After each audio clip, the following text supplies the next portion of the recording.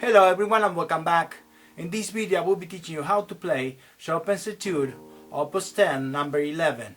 The first thing that you should know is the E flat major scale, and it's like this.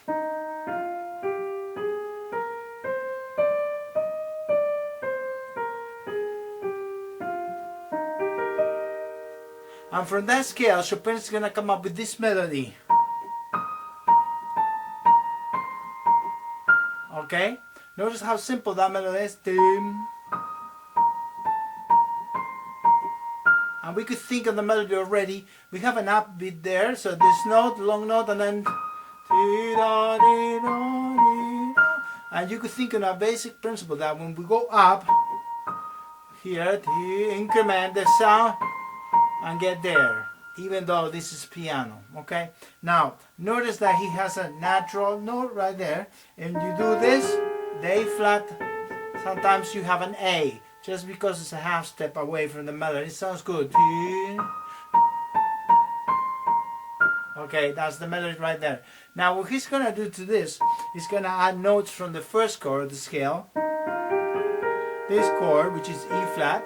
So he's just going to bring these two notes, the G and the B flat, flip it, and has this. So once you play the B flat, let's say if you do it with fourth finger, then you run these two notes from the chord and you get to the E flat from this chord. Notice that it's open right there, but it's the same thing. It's just in order to fit the melody on top, we have to rearrange this, otherwise it'd be too far. So he does this and this. The repetition of the notes, he gets rid of it, so that's why we have this. Now he's gonna add the melody on top the same way. So he adds the two notes the same way, the C, and then he's gonna change. Okay, notice, and then we add the two.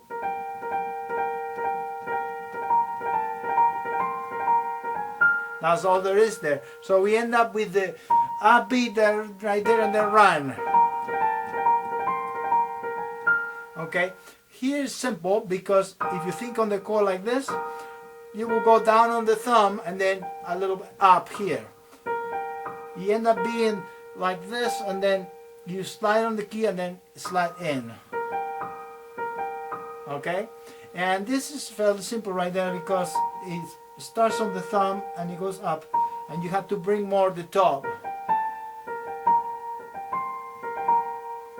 So I'll think more on more pressure there and a little bit less on this.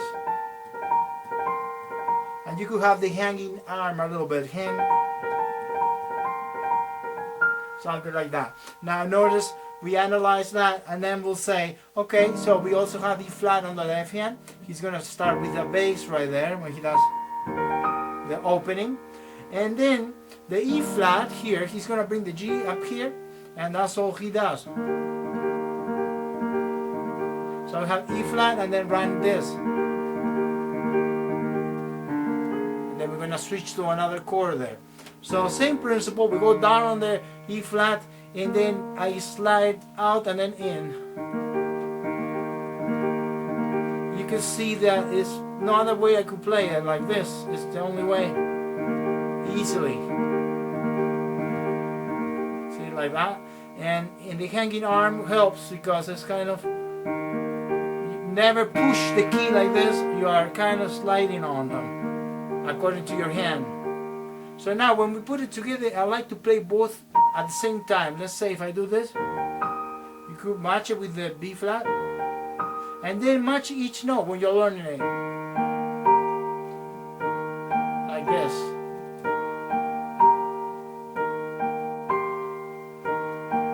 Then we get to the next one, up to there. So it's important that you learn it together, so you know how to do each one like this. But if it's easy, you could use this first. But I noticed that it saves time to learn it together. Alright? And the important thing here, the way I like to practice is with accents, but emphasizing, let's say in this case, the first note from the arpeggio. That note and then lighter. That note and then lighter.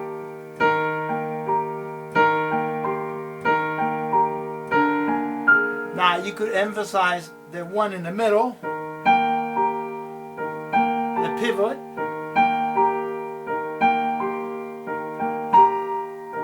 and then this. Or you could emphasize the top note.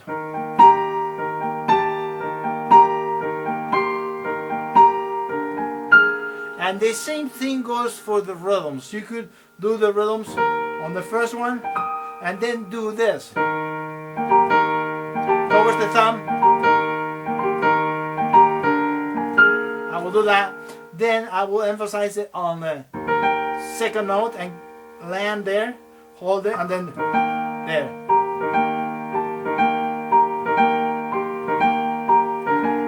And then, yes, add the whole melody, like towards there. Alright? Once you have that, you could use the pedal. But keep it light, also it's very light. It's piano. And then you could change it according to the melody. You could kind of move it a little bit according to this melody. If your piano allows for more, you can, but I change in every arpeggio to keep it clear. If you keep it going, it'll be too much. So I'll say just move it around according to the melody. Think on this and have those clean more than just blur them up. Okay, so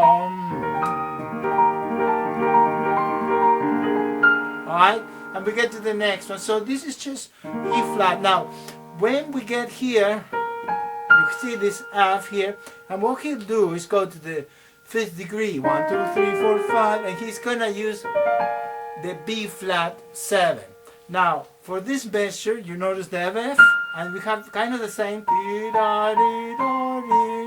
notes, and then we go a little bit higher to a G. So think on the same melody, starting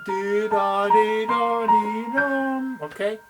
In my edition I have a slur up to there, so that's what we're doing by phrases. Now the F, since we are talking about B flat, he's gonna kind of do the same principle. He's gonna take the 1st degree of the chord and the 7th, and he's gonna use those notes, B flat and A flat. You see there, it's like the shell of the shell of the chord. So we're gonna do B flat and then get to F. Same here. Same notes with those two notes. And then we go to the next one. Alright?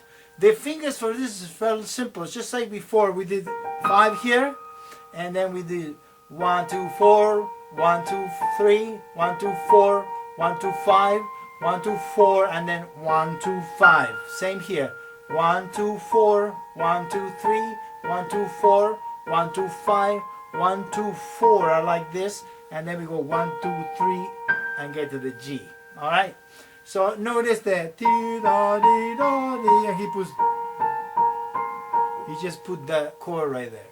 Now for the left it's the same thing, that we have this chord right here, and we're gonna bring the D underneath, and we have that A flat right there.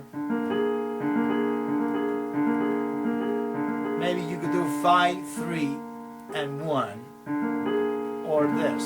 So do the 2. I like the 2. If you have a small hand, just let go of the note below. With practice, you'll get used to it. So we have this. So same principle here. I grab the 2 hands. I know spelling B flat 7 right there. I grab the 2 hands and play them at the same time. Now each one matches. This is one way. It cuts the time in half when you practice.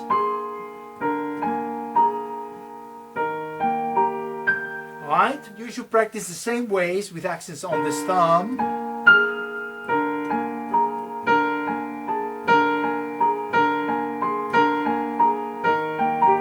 That way your hand is emphasizing and it's getting used to the thumb always being there, and also getting awareness of that note, and then the middle note.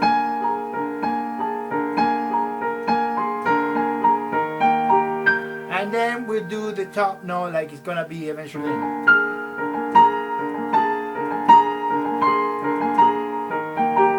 Alright? And pedaling same ways, you could pedal according to the melody, maybe pedal each eighth notes right there. So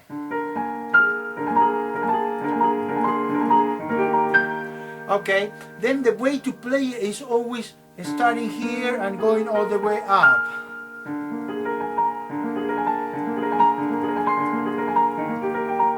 And try to get the sound that you want it. It's up to you. Okay? Always use the accents at the beginning when you're learning the notes, and then try to work with the rhythm. If it's too hard, you could run it like this.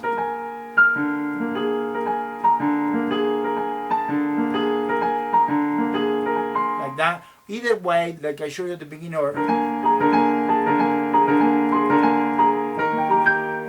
let's say you could do the whole arpeggio up.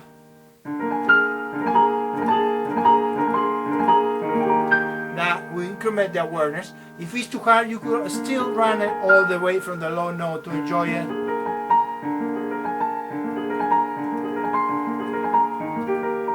Notice the flowing. Re, I release and I close the hand. Very important. See, it's like I close the hand here, and also the hand is in one piece right there. And I'm aiming towards this note, not so much here. It's just like grabbing it and getting there, grabbing and getting into the more pressure on the top note. Alright, if I play very slowly, let's say I run it, you can start doing this.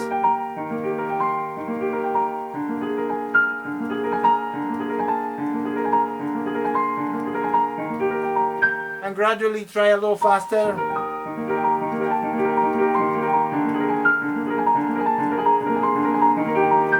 You always try to push it towards the top. And then we start another. Alright, so get there. So the long stretch is like, you could take a little time, and it's also the highest note. So take a little time there. Alright, harmonically there's not much there. The one chord and the fifth and the back to the one. I hope this video was helpful, and if you enjoyed, subscribe. Also, thank you very much to all my supporters from Patreon and Buy Me a Coffee.